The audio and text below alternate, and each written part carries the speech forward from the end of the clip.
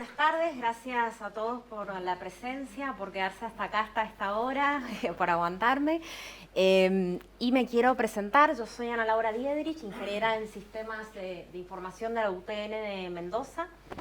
He trabajado desarrollando software, estoy realizando mi doctorado y también doy clases en la facultad relativa a programación. Me pueden encontrar en las redes o contactarme en Telegram con Ana Diedrich. Trabajo con ciencia de datos e Internet de las cosas y estoy coorganizando en Mendoza lo que sería el capítulo de R-Ladies Mendoza. R es otro lenguaje de programación también que es open source y que se usa mucho en ciencia de datos y estadística. Y bueno, trabajo tanto con Python como con R, por eso los puse juntitos, digamos que puede hacer las dos cosas, no hay que hacer guerra de lenguajes ni proyectos. Bueno, la motivación que me trajo venir a hablarles un poco de visualización es porque varias veces trabajando en los proyectos, ¿no es cierto?, de datos me he encontrado con cosas como quien dice visualizaciones mal hechas o digamos no bien representadas y quería traer algo diferente, tenía que ser una charla corta, no podíamos hacer un taller, entonces no van a ver código, les voy a dejar enlaces para que hagan ustedes tarea en casa de código. Y esta sería la primera vez que doy una charla juntando estos temas de cómo podemos mejorar estos aspectos de la visualización y dicen que uno aprende algo mucho mejor cuando lo tiene que enseñar. Entonces, si yo aprendo esto y se lo enseño a ustedes, lo aprendemos todos juntos. Bueno, en un proyecto de ciencia de datos que masticamos, trabajamos con datos, tenemos muchos pasos previos, muchas etapas, muchos roles que involucran trabajar y por un lado hay que importar esos datos. Antes en otras charlas mencionaron acerca de bases de datos, de configuraciones, ¿no es cierto?, de sistemas operativos, dónde va a estar funcionando esas bases de datos, hay que ordenarlos y transformarlos de alguna manera, y yo voy a hablar un poquito de lo que sería el proceso de visualizar y comunicar. Me voy a centrar más en esa parte de la etapa.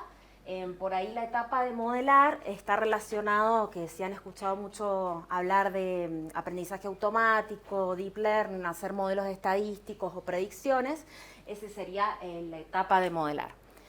Bien, ¿por qué es importante una visualización de datos? Sí, principalmente una visualización de datos sirve para comunicar, ¿sí? Esta es una visualización que yo extraje del diario Wall Street Journal cuando empezó todo el tema de la pandemia, ¿sí? En Estados Unidos había mucha reticencia para usar los barbijos, ¿sí? Y se obtuvieron datos de distintos tipos de barbijos, ¿sí? Que en cada uno acá de los ejes están enumerados. El caso de que alguien no esté usando barbijo, un barbijo de tela, uno quirúrgico y el N95, y si la persona está infectada versus una persona no infectada. Y lo que se refleja acá es un tiempo, en minutos, de cuánto se estima que me puede contagiar, digamos. Entonces, si ninguno de los dos teníamos barbijos, vieron que se decían en las noticias, bueno, ya con 15 minutos de compartir la misma presencia, estar juntos sin barbijo, una alta probabilidad que nos contagiemos COVID, ¿sí? Entonces, este es un ejemplo de cómo el diario quiso comunicar algo que es muy complejo porque cada máscara es de un tipo distinto, cómo comunicamos los tiempos, ¿no es cierto? Y cómo los colores acá nos indican, ¿no es cierto?, que, digamos, aguantan más horas. O sea, si nosotros, tanto la persona infectada como yo, estamos con un barbijo N95, tienen que pasar como 25 horas para que juntos, más de 25 horas, cosa que es como más complicado. Por eso recomendaban, y digamos el objetivo de esta visualización, sin duda el diario ha querido comunicar la importancia del uso del barbijo, la diferencia entre una máscara de tela y una quirúrgica, ¿no es cierto?, en los tiempos, que bueno, por ahí con la quirúrgica, ¿no es cierto?, por media horita, ¿no es cierto?, puedo ir a hacer una comprita y volver, pero sin duda el barbijo N95 fue el más eficaz. Y lo que observamos de todo gráfico, toda visualización de datos, que siempre tiene distintas partes, ¿no es cierto? Tiene un título, tiene colores que se destacan, acá indica de dónde extrajo los datos, ¿no es cierto? Dice digamos que fue publicada en la primavera 2021 por el CDC, que sería el Centro de Control de Enfermedades de Estados Unidos, ¿sí? Y la fuente, digamos, de los datos. Entonces, esa es una visualización que la verdad está muy bien hecha y cumple un propósito de comunicar, y no dejaron la tabla ahí sola, sino que adjuntaron la explicación acá al costado, que es lo que les estaba comentando yo ahora, ¿no es cierto?, de cuánto tiempo nos llevaría, digamos, contagiarnos de COVID si llevamos un tipo de barbijo, según el tipo de barbijo que llevamos. Entonces la idea es aprender a elegir, a transmitir los datos correctamente y evitar este tipo de percances. Y si ustedes el día de mañana trabajan en ciencia de datos, van a quedar muy mal y posiblemente los despidan con este tipo de gráficos. Quienes pueden llegar a ver, algunos están riendo acá adelante, que ya vieron, es un gráfico torta. Como siempre, Fox News nos da mucha fuente a quienes trabajamos en esto para tener más datos, donde habían relevado datos de una encuesta y primero un gráfico torta representa, como quien dice, una pizza o una torta, lo primero que uno aprende de fracciones, ¿no es cierto? Y dice, representa partes de un todo, o sea, me tiene que sumar todo 100, estamos de acuerdo, ¿no es cierto? Acá, probabilidad clase 1. Entonces, imagínense, cuando salió esta encuesta fue, bueno, objeto de burla en Twitter, trending topic, etcétera, etcétera. Pero, ¿por qué ocurrió ese error? ¿Sí? Entonces, encontré un blog que lo analiza un científico de datos de por qué pasó ese error, ¿sí? Y la verdad es que la fuente de datos era diferente, ¿no es cierto? Como podemos observar, lo que tenía Fox News era una encuesta, ¿sí? Esa encuesta refleja si entrevistan a una persona que es republicana o demócrata, esos son los partidos principales allá, digamos, ¿qué opinaba esa persona republicana respecto a Sarah Palin o a Mike o demás? Y en base a eso no dejaron, digamos, los números, las frecuencias, sino que hay un porcentaje, como diciendo, de los republicanos opinaron de Sarah Palin, un 70% opinó favorablemente, un 21% para abajo, el otro 8% muti, ¿no es cierto? No puedo decir nada. Y bueno, eso fue lo que graficaron acá de los primeros 3 candidatos. O sea, cuando uno quiere hacer una comparación, no me suma 100, tengo que usar un gráfico de barras, como explica acá esta persona. ¿Sí? ¿Por qué? Porque los datos que tenía de origen, nada que ver, estaban sumando 100 en la fila, pero no en sí en la columna. Entonces, ahí observamos que habían hecho una mala interpretación de qué era lo que tenían que graficar, ¿sí? Bueno, y es muy interesante ahí cómo explica la corrección.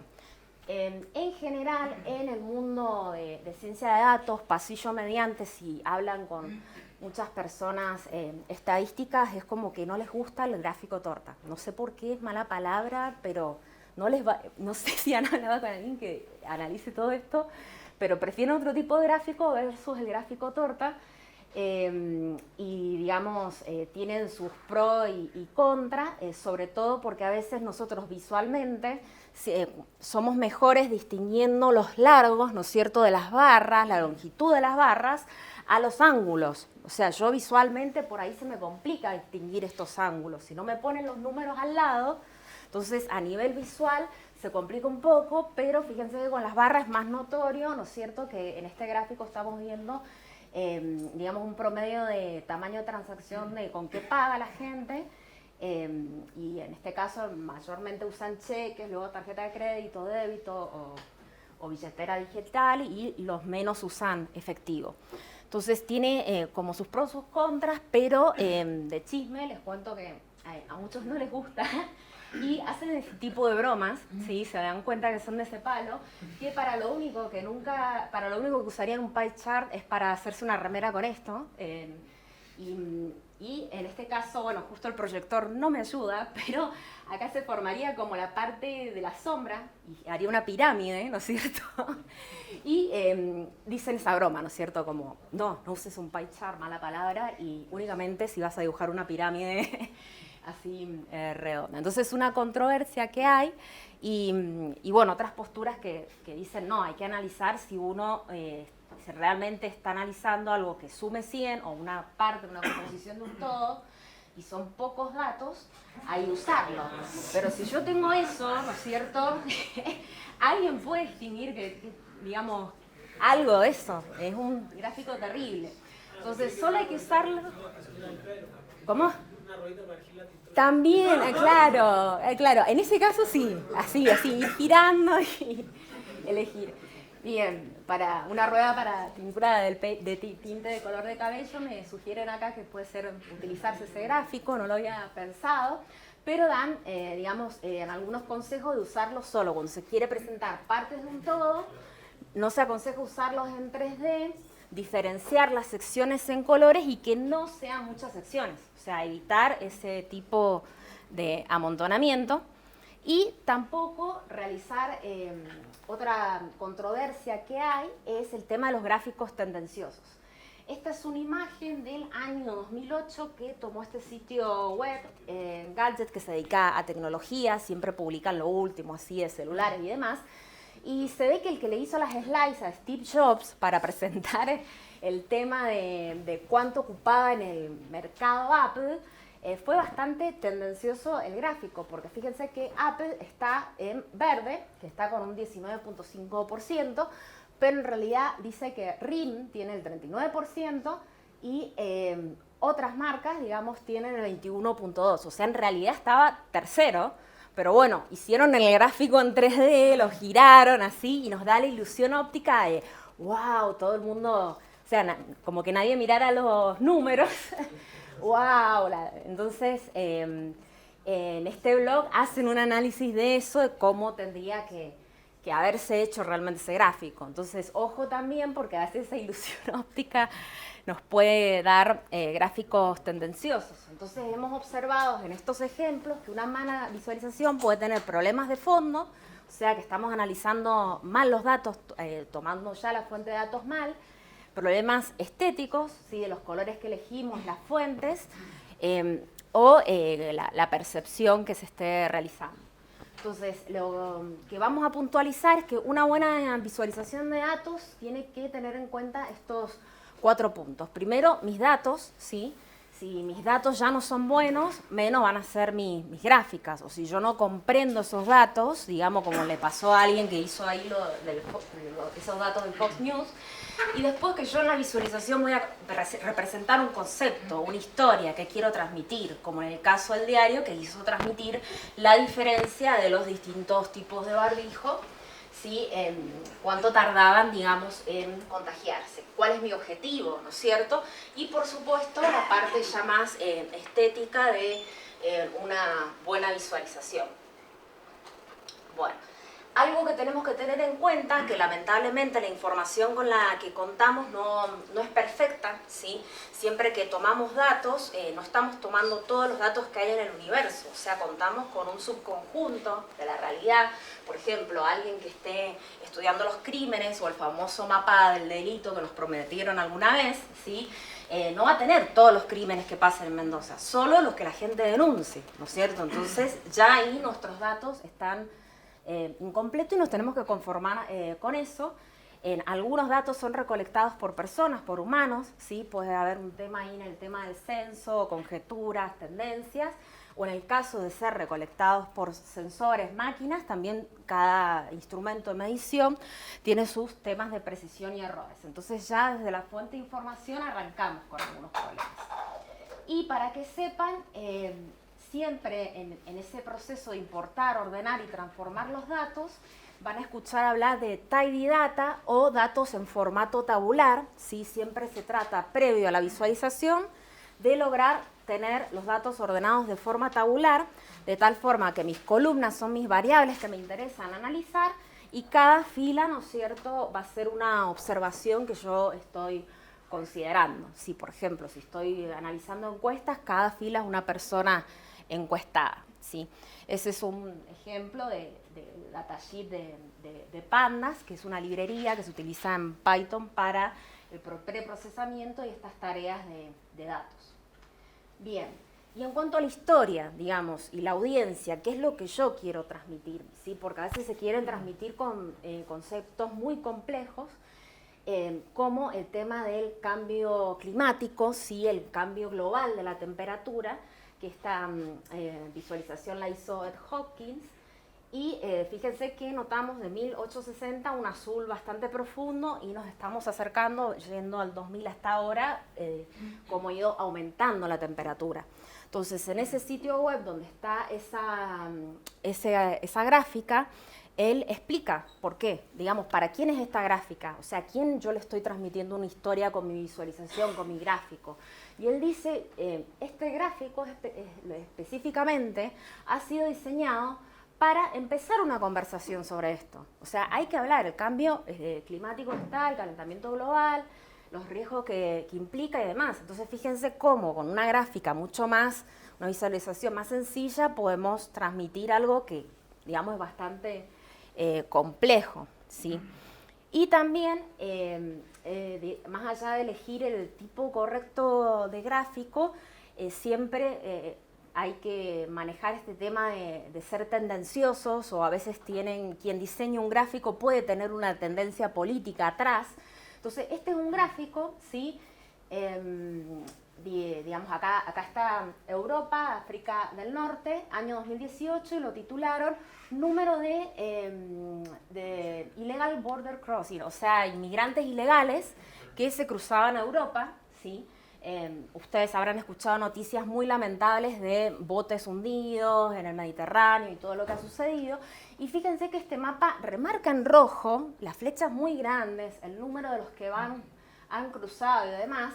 Y el rojo es un color como que nos causa agresión, como que nos causa, digamos, una mala impresión, una alerta, ¿viste? Como, este parece un mapa de una invasión de guerra, me están invadiendo Europa por distintos frentes. Entonces, inconscientemente está transmitiendo un mensaje digamos, en contra de esos inmigrantes, sin considerar todo lo que está sucediendo, y acá se ofrece una alternativa de decir, bueno, no usemos el color rojo, usemos un color más neutro, ¿no es cierto?, un celeste o algo así, las flechas más o menos de los mismos tamaños, y en realidad menciona inmigrantes irregulares, ¿sí?, porque es una situación muy irregular que está viviendo esa gente que cruza, ¿sí? No es porque dice, bueno, quiero probar qué tal España, digamos, está en una situación complicada. ¿Por qué rutas cruzan a Europa? Entonces, fíjense cómo cambio yo el título, de decir, bueno, ¿por qué rutas hay inmigrantes irregulares versus a decir que son ilegales, que están cruzando la frontera en rojo, digamos, las flechas grandes? Eso también marca una tendencia y digamos, no hay que prestar atención también a eso, que eso va más allá de lo que codifiquemos. Entonces, paso a mencionar algunas consideraciones visuales, ¿sí? Tips para mejorar los gráficos. Un tema que muy pocos tienen en cuenta es la ceguera de color, que es muy común, más común en los hombres y en las mujeres. 1 de cada 12 hombres y 1 de cada 200 mujeres presenta ceguera de color. ¿Qué quiere decir ceguera de color, o en inglés color blindness? Suponiendo que tenemos este gráfico que es el correcto, que las barritas son verde y roja, distintos tipos de problemas de ceguera de color, cada uno cómo vería ese gráfico. Fíjense que algunos lo verían naranja, no podrían distinguir entre los dos grupos, ¿sí? Porque yo elegí mi gráfico el rojo y el verde, y algunos lo verían todo gris, ¿no es cierto?, según qué tipo de ceguera de color, que no me acuerdo ahora todos los nombres, pero existen. O sea, existe esa incapacidad, existe esa enfermedad. Yo estoy realizando un gráfico, vengo a exponer, y puede ser que una persona no entienda el mensaje o no lo pueda leer. Entonces, la idea es usar primero los colores que uno utilizar paletas de colores que contrasten. La librería gráfica, por ejemplo, Matplotlib, que ya había presentado en Agustina, ya trae algunas paletas por defectos como la Viridis, entonces ya uno se olvida y dice, bueno, los colores que me elija, ya mi gráfico, yo sé que van a contrastar bien para que cualquier persona con ceguera de color pueda observar bien el gráfico, pero más allá de los colores, también utilizar formas, líneas, paletas, ¿no es cierto? Además de las paletas de colores, formas y líneas. Entonces, a lo mejor, si alguien no me distingue bien el verde, me va a distinguir, ¿no es cierto?, acá el pentágono o el círculo o el triangulito boca abajo, ¿no es cierto? Podemos hablar acá de líneas o de puntos, ¿sí? Para hacer más inclusivos en cuanto a, digamos, a la presentación de nuestros gráficos. Y también en el tema de cuando se muestran barras, ¿no es cierto? Mostramos alguna estadística en barras, que las barras estén ordenadas. Eso es común que por defecto lo hagan cualquier gráfico hoy en día, digamos, de mayor o menor a mayor, ordenarlas. Y en lo posible evitar rotar el texto. ¿Sí? Este es un gráfico estándar que está mostrando en un fin de semana, digamos, millones de dólares que habían ganado en un fin de semana en Popular Blockbuster. O sea, hubo una época que la gente iba y alquilaba las películas en videocassettes, para quienes veo aquí muy jóvenes centenias, y veíamos las películas en nuestras casas, ¿sí? No llegaba a internet. Entonces, acá las más alquiladas, por ejemplo, es Star Wars, después Jumanji y demás. De eso trata ese gráfico. Entonces, recomienda evitar rotar el texto, ¿sí? Porque nosotros leemos, digamos, así de esta forma. No andamos inclinando la cabeza. Y si nos queda demasiado largo el texto, se pueden rotar las barras, ¿no es cierto? Y hacer las barras horizontales. Conviene agregar etiquetas de forma directa en el aspecto de que por ahí se me puede complicar ver, bueno, cuánto es que facturó esta película, Jumanji, cuánto facturó. En cambio, si agrego el número de forma directa, es más fácil, ¿sí? Poder referenciar y leer el gráfico. Y después, si yo quiero, porque la conclusión de mi gráfico era, no sé, soy fan de Star Wars y quiero decir, mirá lo que facturó Star Wars, que fue la que más facturó y demás, bueno, pinto esa únicamente un color y poder agregar comentarios, digamos, poder decir, bueno, algo al respecto en el... ¿Listo? Bueno, usar los colores bien y, por supuesto, los ejes, las escalas, empezarlas de cero, ¿sí?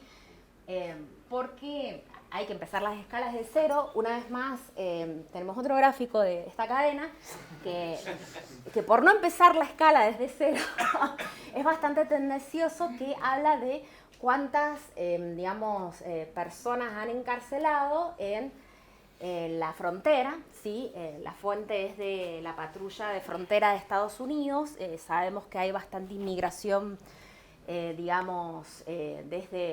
desde México, desde el sur hacia el norte de Estados Unidos. Entonces, claro, nos sacan el eje del cero y uno piensa, bueno, ve una tendencia de que aumentó, pero no sabe que pierde la noción de que esas excarcelaciones son demasiadas, digamos, son bastantes personas, cientos de miles de personas que están, digamos, apresando. Así que esos son unos sitios que les dejo que les pueda ayudar a elegir el tipo correcto de gráfico en base a lo que estén utilizando. Y para quienes estén empezando, inicializándose en esto y tienen muchas dudas, estos dos libros la verdad que son muy, muy básicos y explican todo, y lo bueno es que vienen con código fuente. Entonces, en este caso, el Python Data Science Handbook lo pueden googlear, y hasta viene con los notebooks que ustedes lo pueden correr, y con un link se les puede abrir el Colab, por ejemplo, o correr el notebook localmente.